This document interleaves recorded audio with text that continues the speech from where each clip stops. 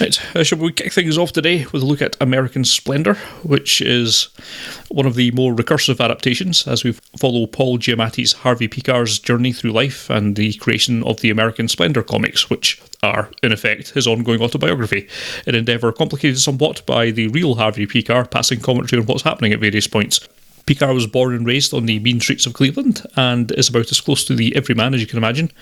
In the main, we join him after a couple of failed marriages and a long stint as a file clerk, which might be described as a dead-end job, in the main only because Picar himself isn't looking to progress. He's a firm believer in the potential of comic books, still seen as kids' territory back in the mid-70s, but after pitching autobiographical work to his old friend Robert Crumb, the underground artist behind Fritz the Cat, he starts writing what becomes a critically acclaimed, if not hugely commercially successful series of comics, which in the fullness of time leads him to his next wife, Hope Davis's Joyce Brabner.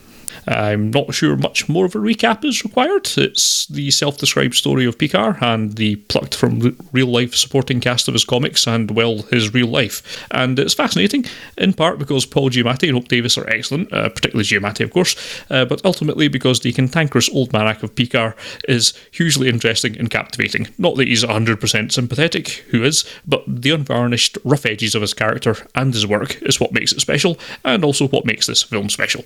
So, aside from being a terrifically enjoyable film, which is surely enough recommendation by itself, it's also a really good starter argument for the medium being more appropriate to tell a greater message, and that some real human emotion can be conveyed in the funny papers. I enjoyed this greatly on release, and I must admit I've not really thought about it all that much in the intervening 17 years, but that did mean that I pretty much got to rediscover how excellent it was all over again, and you all should do the same. It's very good indeed. Yeah, I watched American Splendor in the cinema, almost certainly with you.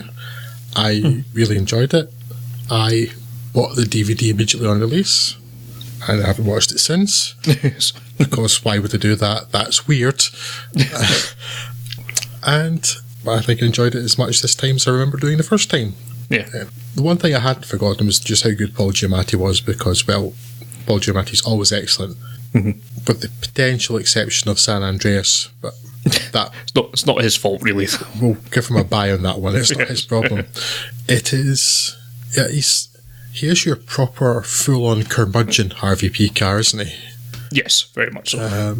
And to be honest, I can't believe that, at least at the point of the film being made, his wife was still with him, because I think that man could be very, very difficult to live with.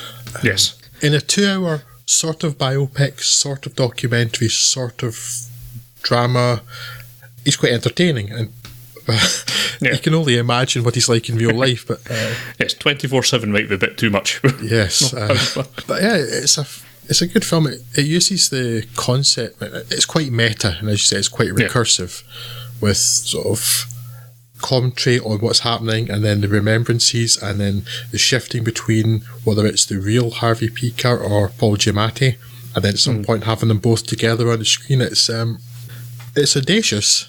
Yeah. But actually, it could quite easily be an absolute mess. It really could, but it doesn't feel like that at all. It uses the medium of cinema quite well to kind of capture the framing of comic books, as well as just being quite visually inventive with the way it mixes reality and drawing. And other films have done sort of similar ideas, like Ang Lee's Hulk, just trying to create the boxes of comic book pages, but this film really takes that idea and runs with it. It really plays with it. And it's a really entertaining film, very well made, very well acted, about interesting, maybe the most diplomatic words to use about Harvey Picar. And he's definitely that. He's definitely interesting. If, kind of obnoxious, but not bad. Yeah. So he makes for a quite compelling character, again, within the 2-hour limit of this film. Yeah. Outside of that, maybe a bit much. Yeah. It's a clever film. There's two very obvious traps it could easily have fallen into. It could have felt like incredibly self-indulgent with the way that it's structured, but it avoids that just by being so excellently executed. And it could also have been seen as... It could also quite easily have turned Harvey Picar into a figure of fun, like the way that, arguably the bits with... David Letterman has him being, and it doesn't do that. It treats its subjects with sympathy as well, because I believe the directors were documentarians before this. This is, I think, it was their first feature, and that kind of shows through. It shows they've got a real interest and respect for the subject of the film, and that helps greatly in making, perhaps mainly in making Picard palatable for 2 hours rather than not. But yes, it's a very cleverly structured and very excellently executed film. I mean, he's not a misanthrope, though, in the mould of, say, a Harlan Ellison. In the documentary about him, Dreams with Sharp Teeth, really entertaining, but you could barely stand to be with him for the length of that film. Entertaining as that film is, and fascinating the characters, yes. He's not like that kind of horrible person. Yeah. I think just not really anything to do with the film, but just that point you mentioned about David Letterman, Scott, I think had it been a case of Harvey Picard being exploited by him and not knowing it, it would be quite different. But he knew he was being exploited, but he was also exploiting him to try and get sales of his comic books up. So yes, that's true. Yeah. A give and take there. One weird thing about this film, I will say though, is, and had I actually watched it in the intervening 17 years, I'd probably have noticed, but very, very firmly fused in my memory was the idea that our Crumb was played by Kyle MacLachlan, and he's not. Right. No idea where that came from. I mean, it's not a completely dumb idea. James Urbaniak has a passy resemblance to Kyle MacLachlan, but it was so firmly in there. He turned up and said, "Oh, that's not him. I wonder if maybe he plays the older one or something like that." But that's really weird for that to happen to me. How on earth did that happen? But yeah, it's an inventive film.